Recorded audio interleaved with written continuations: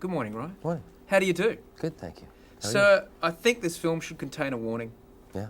Yeah, warning. This film contains scenes of Ryan Reynolds that will make your wife remind you for the whole drive home how funny and charming Ryan Reynolds is. And gosh, he looks good in boxer shorts. Wow, nice. I think they were briefs.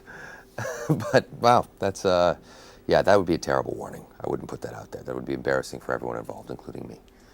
What do you mean? Yeah, well, I don't want to get in between anyone. Especially a man and wife. Look, speaking of how you look in the suit, say, for example, people want to dress up as Green Lantern for Halloween. What do they need to know about spending hours on end in that suit? Well, they're going to need to find a suit made of pure energy.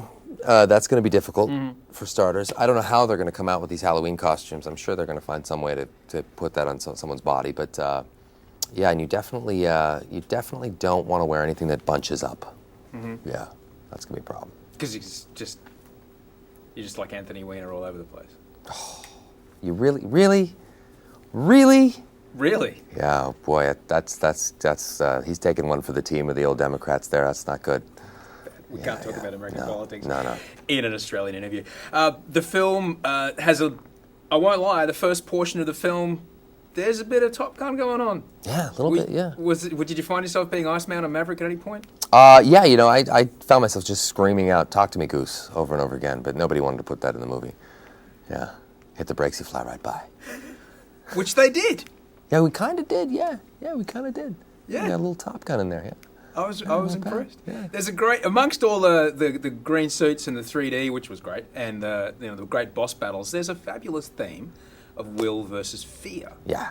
As an actor, you would explore these things more than most people. I wonder if you had any thoughts on them. I guess. Well, no, I look at it like every great thing that's ever happened to me in my life has been as a result of, stepping forward in the face of something I'm afraid of. And, great or small. Sometimes they're big, sometimes they're small. But there is, it's nice that the movie that's this size and a tentpole kind of movie like this has some kind of underlying message. And I do appreciate that one for sure. I think it's intrinsic to the mythology of this character. It always has been.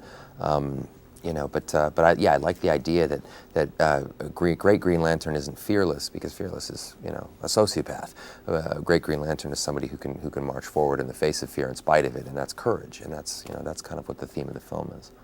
You have already had experience with the kinds of fans of these films through the X-Men, Wolverine things, and of course the Blade stuff. Yeah. Going into, my goodness, 3-film giant summer superhero suit blockbuster, Yeah. you must have had some ideas about, I better get this right. Yeah, for sure. I mean, you look at what attracted the main fan base to this to begin with, and that's the thing you focus on initially.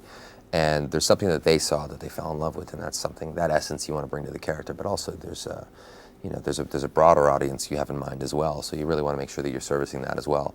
But yeah, no, I think we got what it is that they loved about Hal. I mean, when you look back at the old comics, he's not funny, but he's kind of witty. He's always having a kind of a good time. He's cocky, he's arrogant, he's all these things, and he's bullheaded, and these are all things that I love about him. But I love the transformation that when he's given this gift, he's experiencing real humility and a sense of purpose that he never had before, and it transforms him and everyone around him. Speaking of being transformed, do you not know what a carbohydrate is? I do, very well. Oh, really? Yeah. I love that there's this idea that I won't eat it. I mean, like, I eat whatever the hell I want. When you're doing a movie like this, though, you work very hard, and you eat whatever the hell it is that they tell you to do. But if you didn't eat a carbohydrate, you'd just simply pass away. That's a great myth that we've exposed here. Yes, it is. On Health yes, Talk it is. Yes, Andrew absolutely. Yeah, yeah. I wanted to know this film is the kind of film that is going to be action figures. There There's going to are. be Happy Meals. What's the approval process like for that stuff? I get zero approval process on that. No, I saw the figures, though, and it's incredible, because when I was a kid, the figures never looked like the person in the movie. But now that's a spitting image. It's amazing. Except I'm, of course, bigger.